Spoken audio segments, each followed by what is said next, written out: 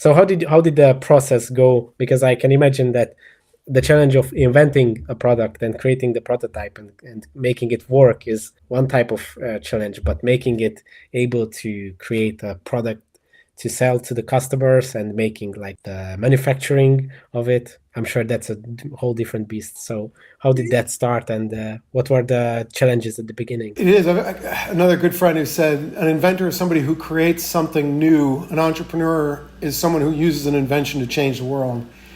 And they're very different, very, very different behaviors and tasks and skill sets. And so I had started multiple companies in medicine, so I knew how to start and run businesses. I'd been CEO a couple of times. But I was humble enough to realize that I didn't know consumer products. I knew medical devices, highly regulated, government involved, insurance companies, patients at risk, this type of thing. So I recognized I needed great people that knew consumer products.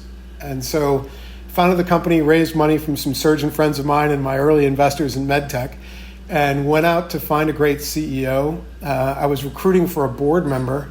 Found this guy, Nick Lazaris, who had built Keurig, the coffee company. It's sort of like the Nespresso of the United States. And he had built it from a $0 revenue company to a $1 billion revenue company.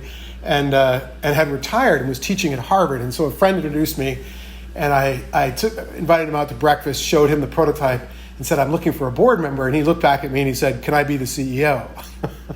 And I was like, absolutely you can. And so we were fortunate to run into Nick. Nick Lazaris was CEO from 2012 to 2013 when we launched. So he took a prototype that cost me hundreds of dollars to produce and hired the team, an amazing team of people, found our manufacturers, because we made needles in the United States, the gas came from Austria, and all the rest of the housing came from Hong Kong. Built this team, built the product, built our website, and told me that it was going to launch on July 31st of 2013. I know that made our VP of R&D, a guy named Mike Ryder, who's heavily involved in the invention of Polaroid and iRobot. It put him into a panic right when he heard this date certain. But lo and behold, July 31st came around and we had our product launched. So, and it was incredible. We sold out day one. And, testament to him, he built a foundation that supported all of the innovation that came thereafter. And there were innovations in many directions. How do you sell this thing?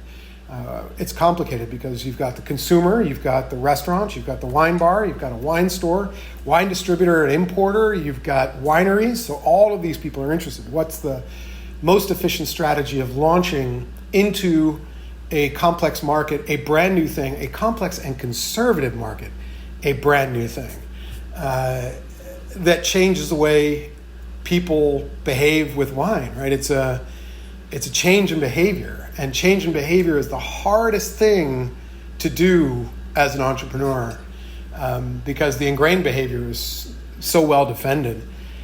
And so he came up with this great strategy. He and the team came up with this great strategy that, we're going to start with the wineries because we use our product on theirs. If they don't believe in us, we're not going to be successful. So convincing them was job number one. Number two was the top sommeliers around the world. Convince the top restaurants, because if people see it in a winery and they see it in a restaurant, maybe they'll understand what this is and they'll want one for the home. And that strategy worked. Very well thought out, very well executed. I see. How many units were at the first launch? Oh, we were very conservative. I think we built 7,000 or 8,000 units for a launch day, and they were gone. And so we wound up selling 21,000 in those first couple of months. Exclusively in the United States. We were one country at the beginning. We launched in Europe in 2014, a year later, with the UK first, Harrods, and then France. And then we launched in Asia Pacific, Australia, Japan, or actually Australia, Hong Kong, in 2015, the end of 2015. And we've been gradually expanding to now that we're in 60 countries around the world. Thanks for watching this video. You can watch the full podcast episode by clicking here, or watch another interesting video by clicking here. Let's continue the discussion in the comment section and see you in the next one.